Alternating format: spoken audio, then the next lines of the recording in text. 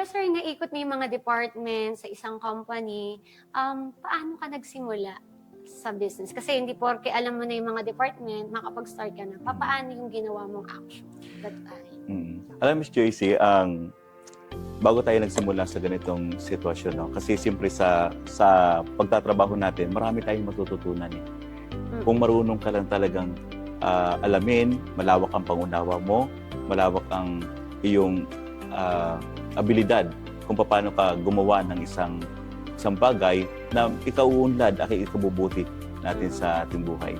Sa totoo lang, ang ating pagsabak sa negosyo ay hindi madali ito. Maraming mga pagsubok ang dadaanan mo. Hindi ito basta na pag tinayo mo, okay na. Okay na. Oh, so marami. So maraming pagsubok din sa buhay ko, sa negosyo ko, sa pamilya ko, ang dumating sa aming buhay. Nandun po yung kailangan natin, ako po, Miss Joycey, pag titingin mo sa akin, napaka-normal. Yung aking pangatawan, maayos. Pero tandaan niyo po, yung aking mga paa, dalawa po yan ay bakal na.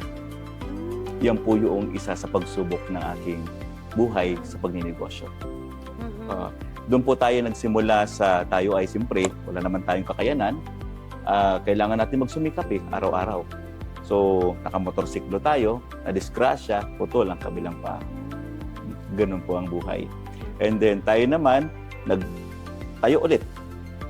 Hanggang sa dumating ang punto na maging stable ka ulit, subukan mo ulit. Huwag kang susuko kapag ikaw nagnegosyo. Kasi ito yung sitwasyon na parang kung mahina ka, pagsisisihan mo na, sana hindi na lang ako nag-resign. Sana nagtrabaho na lang ako. Babalik ka lang ulit. Oo. Sana gusto kong bumalik. Pero paano ako babalik doon sa aking senaryo dahil ang buhay ay ano lang madali lang Ito yung, Miss Joycey, ito yung maliit lang ang panahon mo doon. Sa pagninegosyo, ito yung long term mo na hanggang ikaw ay maging stable. Iyan po rin ang hawak mo. Kasi, Miss Joycey, nagtayo ako ng mga restaurant. Nagsimula talaga yung aming business. Yun yung first business niyo, yung restaurant. Magkano yung naging capital mo doon? Simula to sa tilapia burger, Miss Joycey. 500 pesos lamang po. 500 lang? Yung aming kapital dito, mag-asawa. Paano mo napalago yung 500? Ito yung bumili kami ng 500 pesos na tilapia. Tapos si Mrs. naman, yung anak ko, nagki-cravings ng burger. Maraming Baguio kasi noon, ang panahon na yun nagsulputan ang tilapia dyan sa Laguna de Bay. So marami, murang-mura lang. So 500 pesos mo, ang dami mo nang mabibili. Pinili ni Mrs. yan, pinakain sa mga sa community, nagustuhan naman nila, doon kami nagsimula na magnegosyo.